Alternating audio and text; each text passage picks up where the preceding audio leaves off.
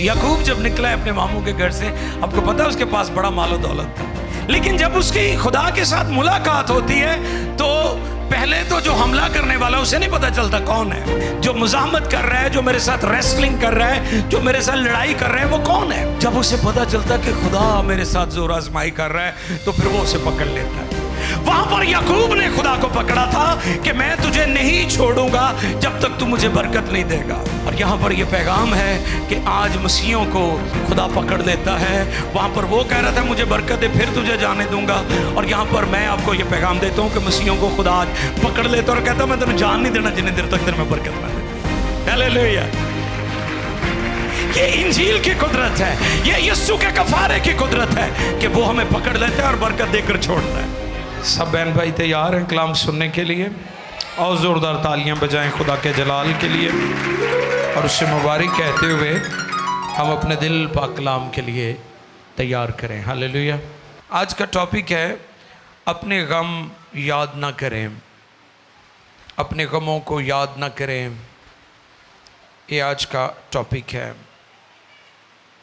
वो बहुत खूबसूरत भाई अर्नस्ट मल का गीत है, यादें जब सताएं यीशु। बहुत सारी यादें आपके लिए जीने का सहारा बन जाती हैं और बहुत सारी यादें आपको जीने नहीं देती।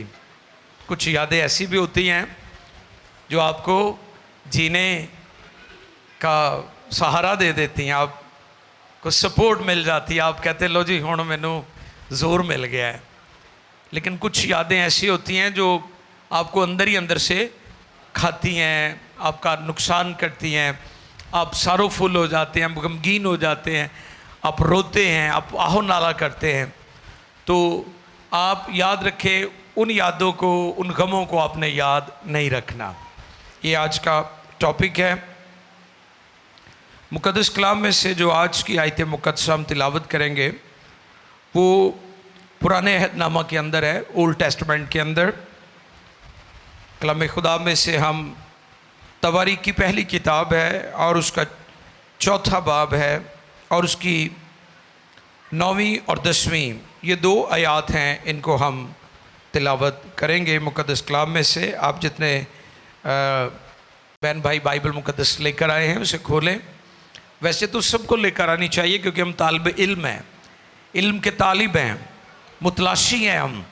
जो स्टूडेंट होता है वो अपनी किताबें जो उसकी मददगार होती हैं वो अपने साथ रखता है।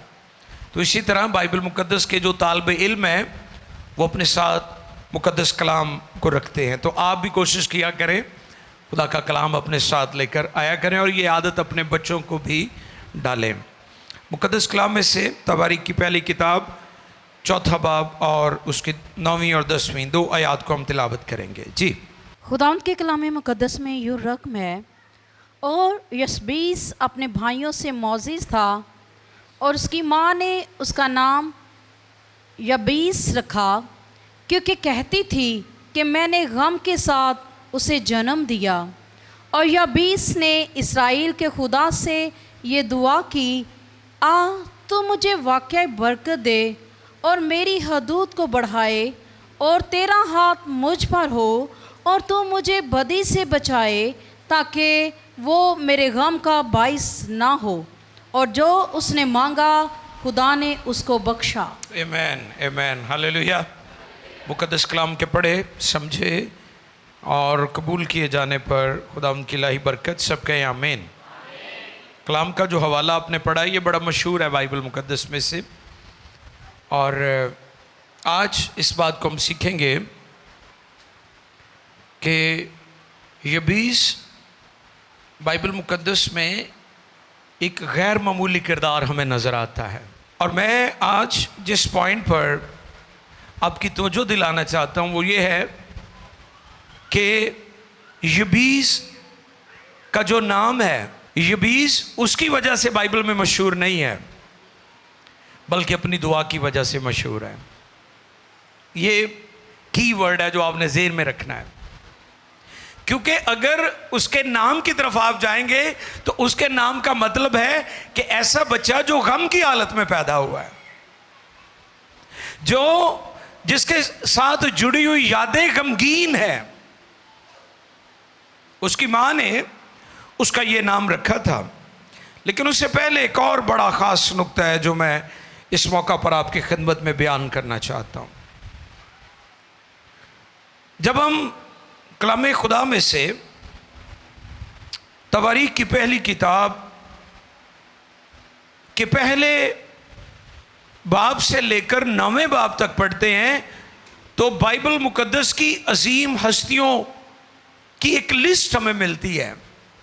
शजरा नसबनामा, तमाम आदम से लेकर फिर आगे जितनी भी पुश्ते हैं उनके तसलसल के साथ हमें एक पूरी डायरी मिलती है जिसमें उनका नाम मंदर्ज है। और ये कितने नाम है? 500। बोलिए मेरे साथ, कितने नाम है? 500 नाम एक ही वक्त में बाइबल मुकद्दस में शजरा नसबनामा के तौर पर कलम बंद किए गए। और मैंने अक्सर देखा है कि जब नामों की तफसील आती है तो लोग ऐसे ही गुजर जाते हैं। जैसे पिछले दिनों मैंने बताया था कि हम ज़बूरों को पढ़ते हैं, मुतालिया तो करते हैं, लेकिन जो ऊपर सरनामा होता है हम उसे मामूली समझते हैं। बाइबल मुकद्दस में हर एक बात खुदा ने एक बड़े मकसद के लिए लिखवाई है। हालेलुया। जब आप तिमोथियस को लिखे गए पौलुस रसूल के दूसरे खत में देखें, 3 बाब की 16वीं आयत में चाहूंगा इसको पढ़ दिया जाए। आओ देखें कि खुदा के कलाम में लिखा हुआ एक एक लफ्ज, एक एक बात कितनी ज़रूरी है और उसे पढ़ना, उसे समझना कितना अहम है। देखिए 2 तिमोथियस 3 बाब की 16वीं आयत मुकद्दसा, फिर हम उसी पॉइंट की तरफ चलेंगे। जी, हर एक सहीफा जो खुदा के इल्हाम से है तालीम और इल्जाम और इस्लाह और रास्तबाजी में तरबियत करने के लिए फायदेमंद भी है। यानी हर एक बात खुदा के कलाम में जो लिखी गई है वो छोटी है, वो बड़ी है, वो नाम है, वो किसी की उम्र है। बहुत सारे लोगों की उम्रों का जिक्र है, उसके पीछे भी खुदा का मकसद है। अब इसकी माँ ने इसका नाम यबीस ये कहकर रखा कि खुदा ने ये बेटा मुझे गम की हालत में दिया है। अब गम का तो नहीं जिक्र कि गम क्या था, उसकी प्रॉब्लम क्या थी, उसका दुख क्या था, लेकिन उसने उसका नाम यबीस रख दिया। अब यबीस इसलिए मशहूर नहीं है कि उसका नाम ऐसा लड़का या ऐसा बेटा जो गम की हालत में पैदा हुआ है, सारोफुल जो मूवमेंट होती है हमारी लाइफ में उसमें वो मिला है, इस वजह से वो मशहूर नहीं है, वो अपनी दुआ की वजह से मशहूर है। हालेलुया। और आगे चलकर उसकी दुआ पर भी हम गौर करेंगे। 500 नामों की फहरिस्त जब हम देखते हैं, शजरा नसबनामा जब हम पढ़ते हैं तो उसके दरमियान में अचानक 4 बाब की 9वीं और 10वीं आयत में यबीस की पैदाइश का जिक्र होता है और फिर साथ ही अगली आयत में उसकी दुआ का भी। अब हैरानी की बात यह है कि ये चलते चलते इल्हाम में इसकी क्यों ज़रूरत महसूस की रूल कुद्स ने कि वो नबियों से ये बात लिखवाए। यबीस की पैदाइश का जिक्र हुआ, उसके नाम का जिक्र हुआ, उसकी दुआ का जिक्र हुआ।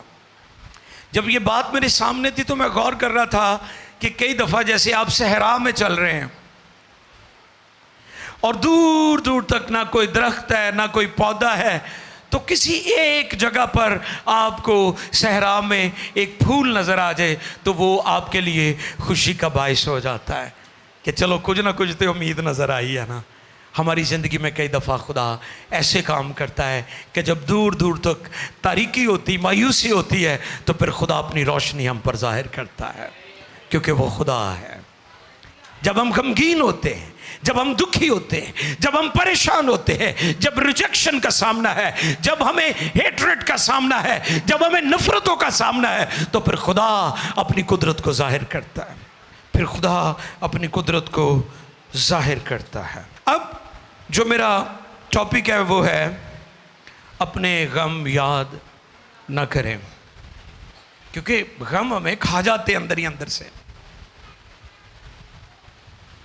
मैं सोशल मीडिया पर एक तस्वीर पर किसी ने कमेंट किए हुए थे, एक तरफ कोई शख्स था, उसकी उम्र 70 साल थी, एक तरफ एक और बुज़ुर्ग की तस्वीर थी, वो भी 70 साल के थे।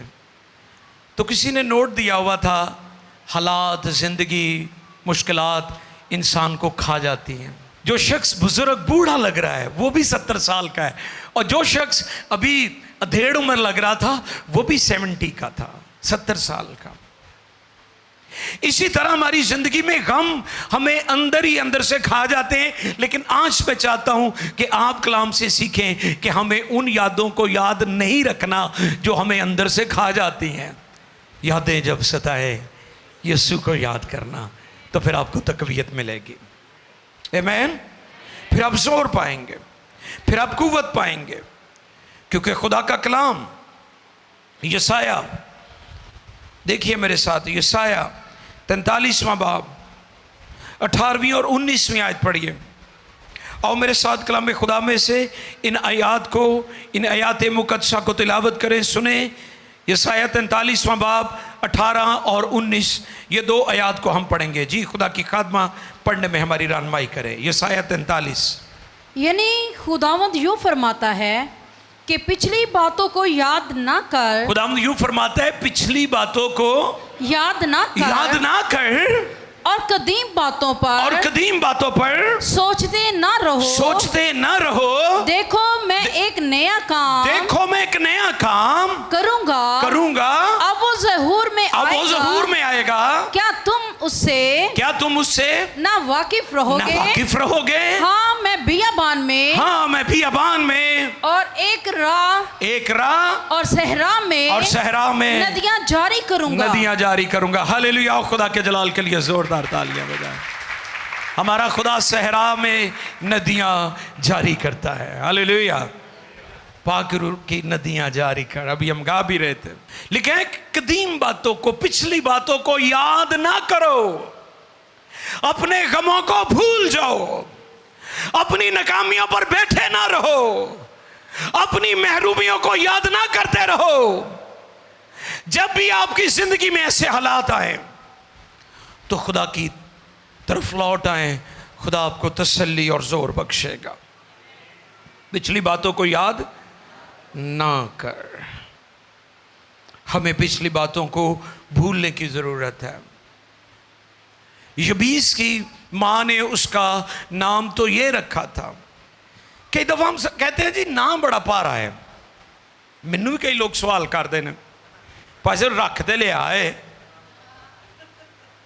अपने बच्चे का नाम, अपनी कुड़ी का नाम, तो लोग कहते भारा बड़ा है। मैं आपको बताता हूं,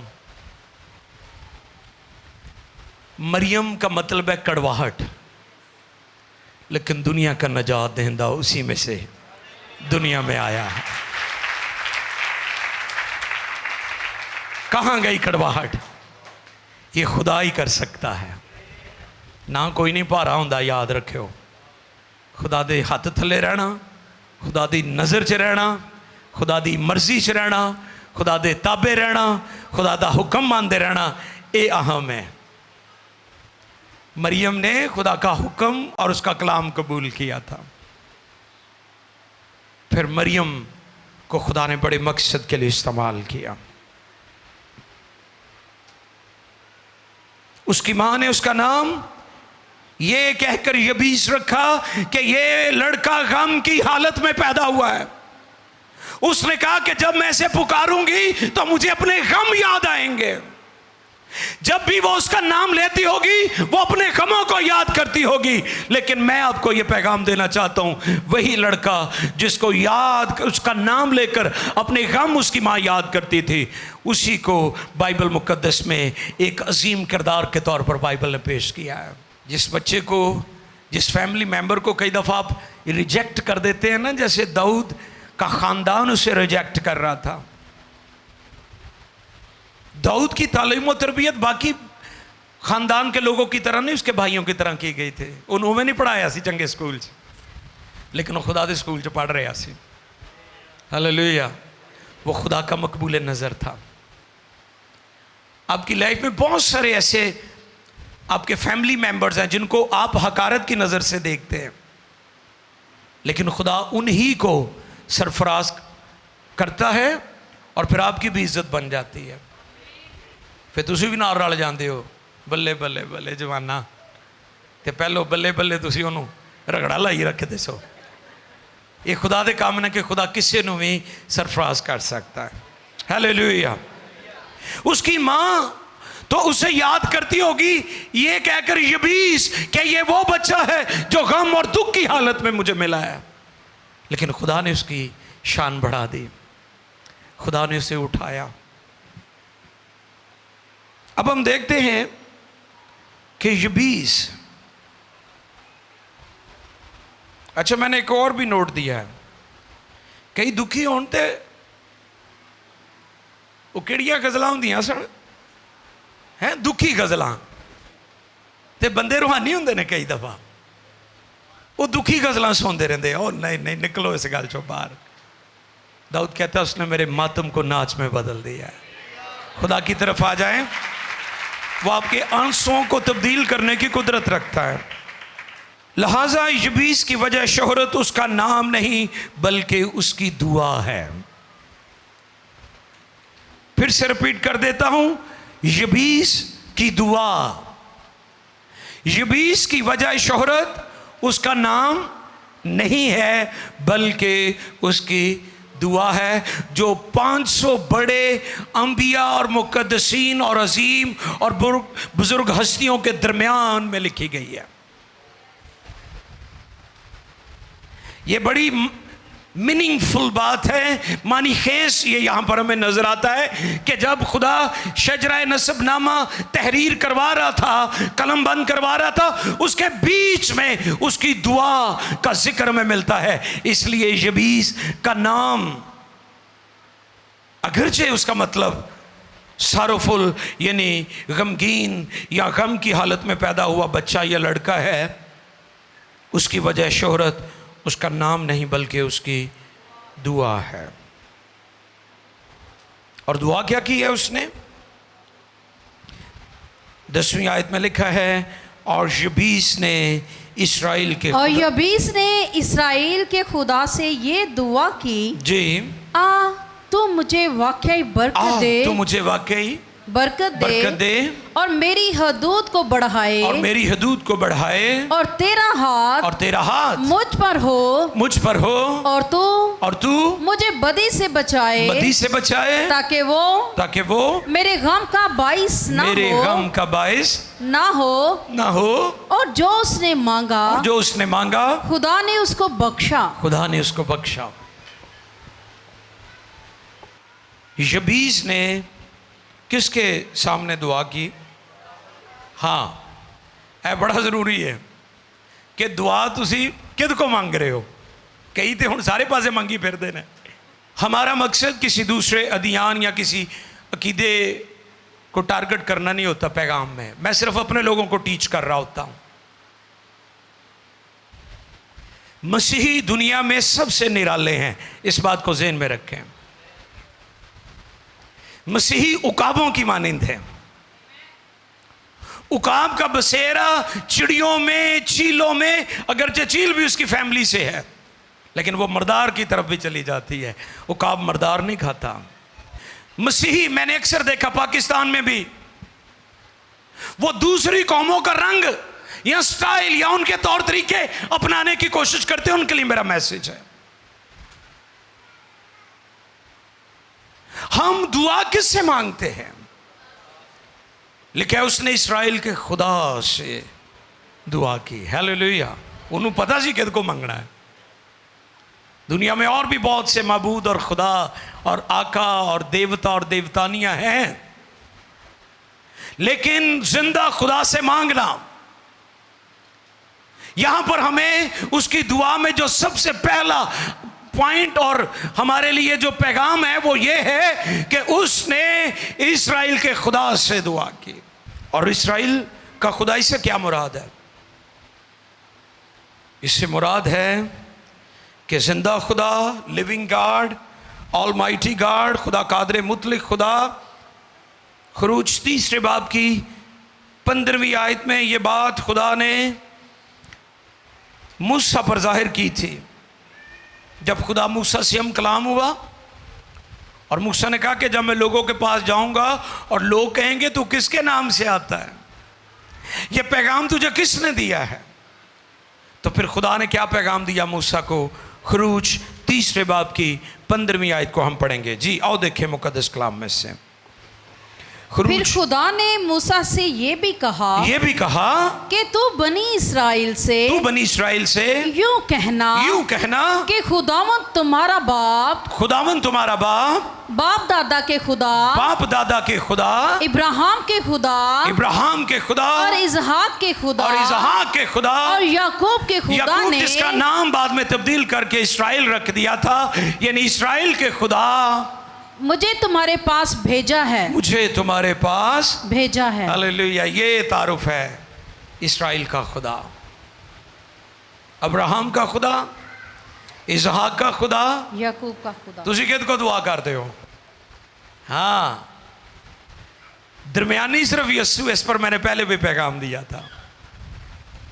आसमान को खोलने वाली चाबी सिर्फ यस्सु है, पासवर्ड सिर्फ यस्सु है। मैंने बताया था कि पासवर्ड भी नहीं है।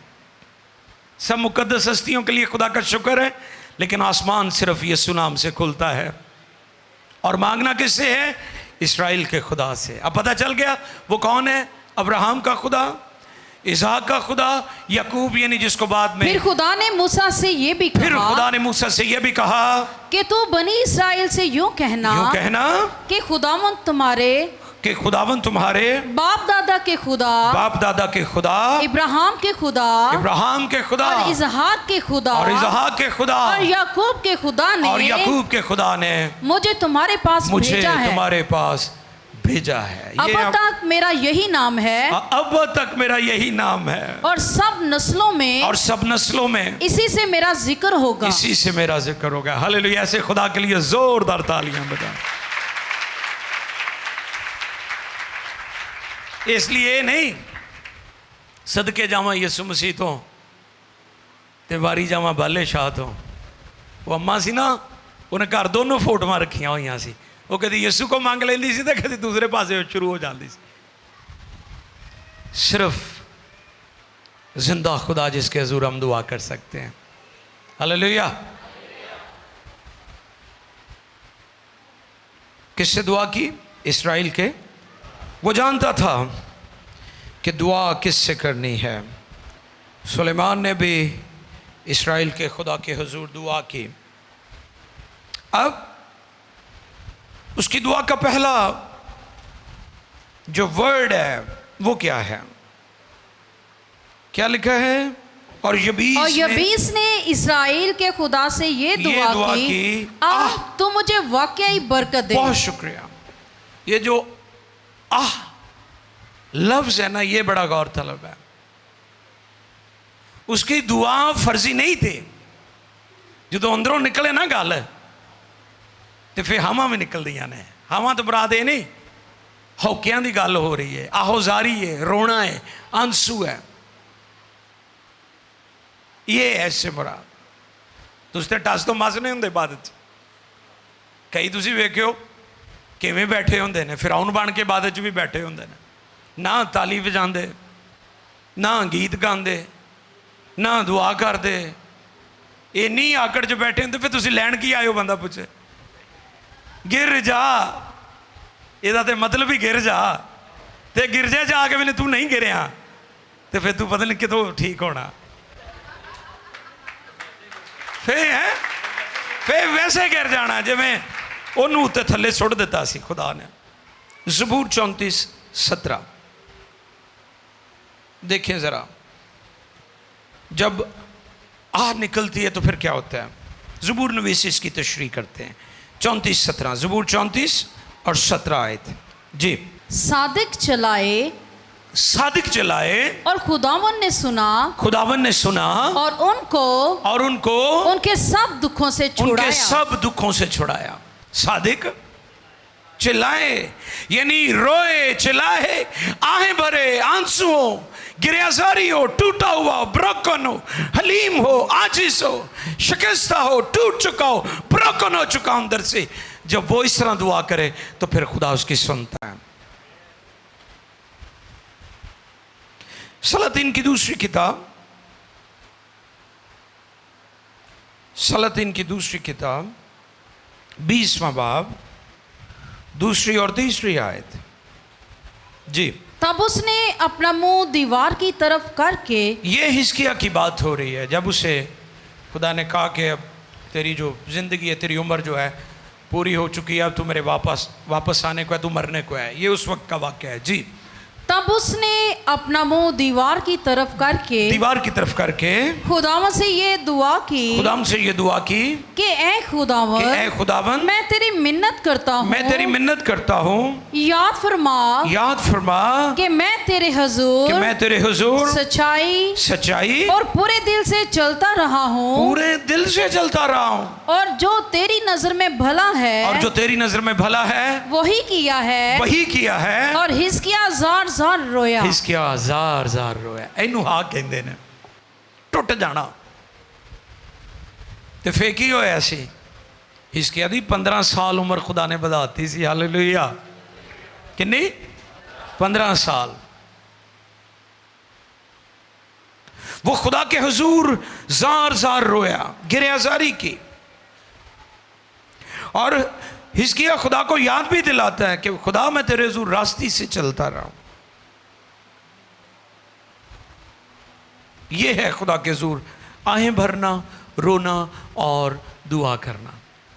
ये नहीं कि तुसी जिवें दे आए उवें ते चले गए हो। खुदा की हजूरी हमें तोड़ती है, झंझोड़ती है। इसलिए खुदा के हुजूर जब आ जाते हैं तो बिल्कुल अपने आप को सरेंडर कर दिया करें, खाली कर दिया करें। प्रशिश के दौरान आप और खुदा होना चाहिए, कोई और नहीं आना चाहिए। और तीसरी बात, तू मुझे वाकई बरकत दे। हालेलुया। उसी मानों में है। ये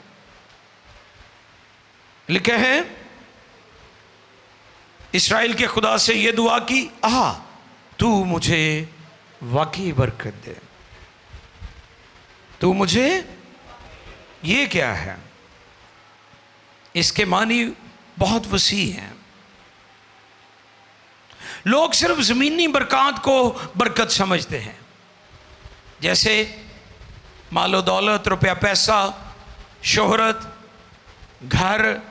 जिद को ज़्यादा पुत्र उन्होंने बड़ा फख्र होंदा कईयां नूं कि मेरे मुंडे बहुत ने। हम शुक्र करते हैं बेटों के लिए भी और बेटियों के लिए भी। इस प्लेटफॉर्म से ये बात हम अक्सर सिखाते हैं, बेटियों के लिए भी और बेटों के लिए भी खुदा की शुक्रगुजारी किया करें। हम सिर्फ ज़मीनी चीज़ों को बरकत समझते हैं, जैसे मालो दौलत, घर, रुपया पैसा, माल मवेशी, किसी बड़े मुल्क का वीज़ा, किसी बड़े ओहदे पर आप फाइज हैं। सारी बातें, इनके लिए हम खुदा का शुक्र करते हैं। ये सारी चीज़ें लाफानी नहीं है, ये फ़ानी है। ये जो वाकई बरकत है, ये वो हमारी तवज्जो किसी और तरफ लेकर जा रहा है कि हमें इन बरकत के साथ साथ जो वाकई बरकत है, जो लाफानी चीज़ें हैं, जो ना ख़त्म होने वाली चीज़ें हैं। जैसे एक मैसेज था मेरा, कॉमन ग्रेस, स्पेशल ग्रेस, फजले ख़ास और फजले आम। उसमें था कि दुनिया और कौमें फजले आम के नीचे हैं। जैसे मींह हर कौम पर, सूरज हर कौम के लिए चमकता और निकलता है उन पर, उसी तरह दुनियावी चीजों को लोग समझते कि शायद यही बरकत है, लेकिन जो वाकई बरकत है ये वसी मानों में है। ये उन चीजों की तरफ इशारा है जो ना खत्म होने वाली चीजें हैं। और मसीही जो हैं वो सिर्फ ज़मीन की चीज़ों की तलाश में नहीं रहते, वो आलम बाला की चीज़ों की तलाश में रहते हैं। ये वाकई बरकत है, ये वाकई बरकत है। याकूब की मिसाल आपके सामने है। याकूब जिसको बाद में खुदा ने इज़राइल बना दिया, उसका नाम तब्दील कर दिया। यब्बूक की घाट पर, फेनियल के मकाम पर। मुझे बहुत सारे लोग मैसेज करते हैं, जी हमने फेनियल की वजह से अपने बेटे का नाम भी फेनियल रख दिया है। जिनको खुदा इन दिनों औलाद दे रहा है, बेटे दे रहा है, बहुत सारे लोग मुझे मैसेज करते हैं, भाई साहब आपके बेटे का नाम हमें बड़ा पसंद है, तो इसका मानी बता दें, ये बाइबल में कहाँ लिखा है। तो फिर मैं इसकी तशरीह करता हूँ कि इसका मतलब है रूबरू, मैंने खुदा को रूबरू देखा, हालेलुया, और मैं बच गया। क्योंकि बनी इस्राइल में ये बात थी कि कोई शख्स खुदा को देखकर ज़िंदा नहीं रह सकता। तो याकूब जब खुदा को मिलता है तो उसका नाम भी खुदा तब्दील कर देता है, उसे बरकत भी देता है। उस जगह का नाम फेनियल रखा था, जिसका मतलब है मैंने खुदा को रूबरू देखा। याकूब जब निकला है अपने मामू के घर से, आपको पता है उसके पास बड़ा मालो दौलत था, लेकिन जब उसकी खुदा के साथ मुलाकात होती है तो पहले तो जो हमला करने वाला उसे नहीं पता चलता कौन है, जो मुजाहमत कर रहा है, जो मेरे साथ रेसलिंग कर रहा है, जो मेरे साथ लड़ाई कर रहा है, वो कौन है। जब उसे पता चलता कि खुदा मेरे साथ जोर आजमाई कर रहा है तो फिर वो उसे पकड़ लेता है। और मैं आपको यह पैगाम देना चाहता हूं कि याकूब जो वाकई बरकत है उस भेद से वाकिफ था। अब माल मवेशी भी उसके पास है, बाल बच्चा भी है और सब कुछ उसके पास है, बड़ा दौलतमंद शख्स है वो। इसलिए तो कहता सी भी भरा क्यों आएगा, ओनू बकरियां माल असबाब दे के उन्हें राजी कर देंगे। पैसे वाला जो बंदा सी, ते पैसे वाले बंदे जगाड़ी भी होंगे ने, जगाड़ ला लेंदे रहे हो। मैनू अक्सर कहते जी आजकल पाकिस्तान च मिनिस्ट्रियां बड़ियां चल रही हैं, मैं कहना को पैसे ने, वो जो मर्जी करी जान, जगाड़ जो ला लेनी उन्होंने। जिसके पास पैसा होता है जुगाड़े बहुत लगा लेता है। लेकिन हकीकी बरकत के लिए इनकाउंटर का होना बहुत ज़रूरी है, खुदा से मुलाकात का होना। अब उसके पास ये ज़मीनी बरकत तो थी, लेकिन जब खुदा के साथ उसकी रेसलिंग होती है, एक और चलते चलते बात, वहां पर याकूब ने खुदा को पकड़ा था कि मैं तुझे नहीं छोड़ूंगा जब तक तू मुझे बरकत नहीं देगा। और यहां पर यह पैगाम है कि आज मसीहों को खुदा पकड़ लेता है। वहाँ पर वो कह रहा था मुझे बरकत दे फिर तुझे जाने दूंगा, और यहाँ पर मैं आपको ये पैगाम देता हूँ कि मसीहों को खुदा आज पकड़ लेता और कहता मैं तेन जान नहीं देना जिन्हें देर तक तेरे में बरकत ना देती। हालेलुया। ये इंजील की कुदरत है, ये यीशु के कफारे की कुदरत है कि वो हमें पकड़ लेता है और बरकत देकर छोड़ता है। अब मालो दौलत तो उसके पास था, क्योंकि इकट्ठा किया हुआ ऐसे उन्हें, बड़े साल लाए ऐसे होते, काम किया सी उन्हें।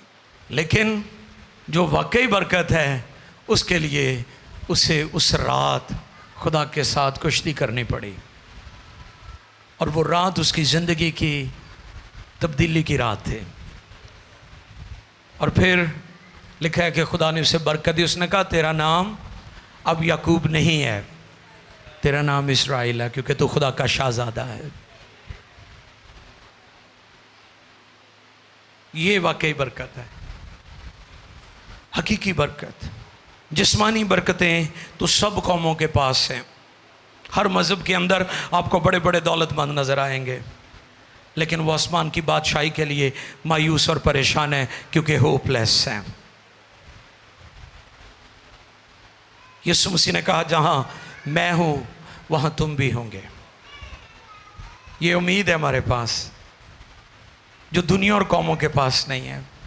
हकीकी बरकत, हकीकी बरकत ये है कि खुदा हमें भी बरकत देता है और हमारे वसीला से दूसरों को भी बरकत देता है, यानी ओवरफ्लो होता है। हालेलुया। क्या करता है? ओवरफ्लो करता है। पैदाइश 23वें बाब की 25वीं आयत पढ़ लें और उसके बाद फिर हम आगे बढ़ते हैं।